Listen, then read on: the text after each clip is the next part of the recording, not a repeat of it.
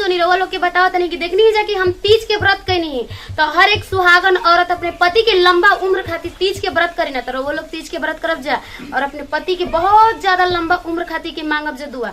यही वीडियो से लेता नहीं विदाई, अगले वीडियो में फिर से मिल जाए। Bye by.